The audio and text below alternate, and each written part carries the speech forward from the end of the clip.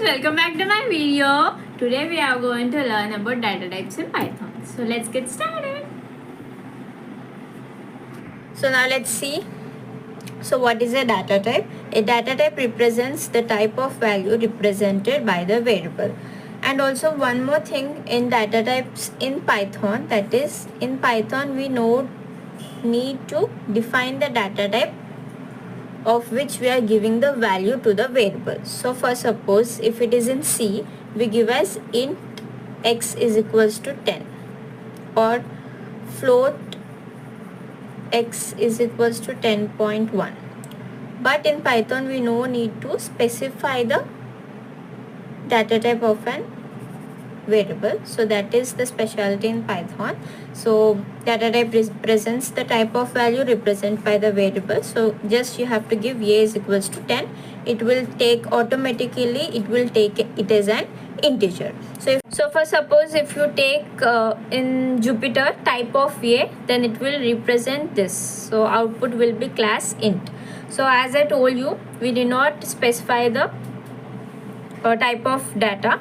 Like Python is based on the provided value, automatically the type will be assigned. So this is what I told you in the earlier before this. So what are the types of data type in Python? So there are 14 types of data type. So there are 5 data types which are standard, that is integer type, which is 1 2 3 0 4 5 10 20 so on. So they are float values which have decimal part. So whatever the integers or the numbers which have decimal part, they come under the float values. So 1.5 6.890 etc. So complex means it has like combination of alphabets and also numbers. So for suppose 1 plus 4j, so j is an alphabet, these are integers, like that. Ax plus b, here all are the characters. So like that, the complex means they are combination of alphabets and numerical. That can be also called as alphanumerical type. Next, boolean means it has only 2 variables, or what you can say is it has only 2 values in that is true or false. So when a condition is given to the computer, then it will just represent it as true or false. Those values or those variables are known as boolean variables. Next is string. So for suppose string is collection of alphabets, like hi is equals to hello world, and for representing the string you have to give it in the double quotes or single quotes. Anything is valid in Python. Next, the most important concept of Python, that are advanced data types. Those are advanced data types. So here there is list, tuple, set, dictionary, frozen set, range, bytes array, bytes, and none. So the ninth data type is none. So these are the advanced data structures in Python which made Python a very popular programming language. So that is list, tuple, set, dictionary, frozen set, and range. So here coming to list. List is a mutable. It is a data structure which is mutable. That is, it allows to change the memory size of data stored in list. So if you have provided some 4 elements in list and you want to add one more, so that will be possible in list. So if I have written something like, you say 10 20 30 and I closed it, if I want to modify and extend the list of items, then you can transform it into 10 20 30 40 50. How many items you want to add, you can add into them. So that is mutable. Next is, it is enclosed in square brackets. That is another property of list, and it allows duplicate values. That is 10 20 30 40. Again I can repeat 10. So it takes the duplicate values. Next is tuple. So tuple is an tuple is an immutable, that is does not change the memory size of the data. If I have given like 10, if I have given as 10, 20, 30, you can't add, or you can't add, or it is not expandable. So that is the property which tuple has, and it is enclosed in the parenthesis. Okay, next, it does not allow duplicate values. Same, if I want to give like this again, 10, 20, 20, 30 and 40. So this is valid, but it in output, if you want to print it, then it will give you 10, 20, 30 and 40.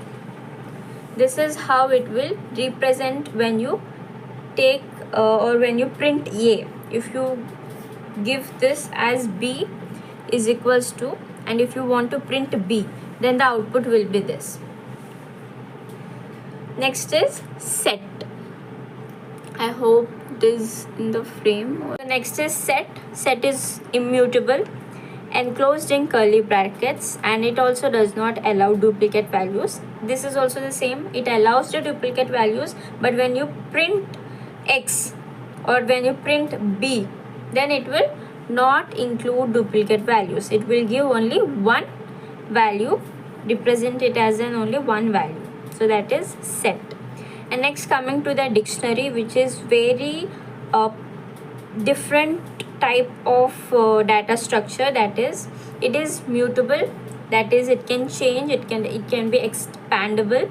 Next is it is enclosed in curly braces, stores data in the form of key and value pairs. So this is how it stores the values or stores the elements, that it has two parts, that is key and a value.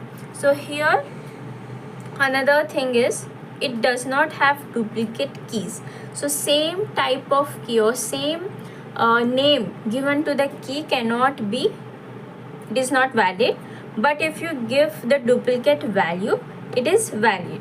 For suppose, if I give A10, B10, C20, this is obviously valid.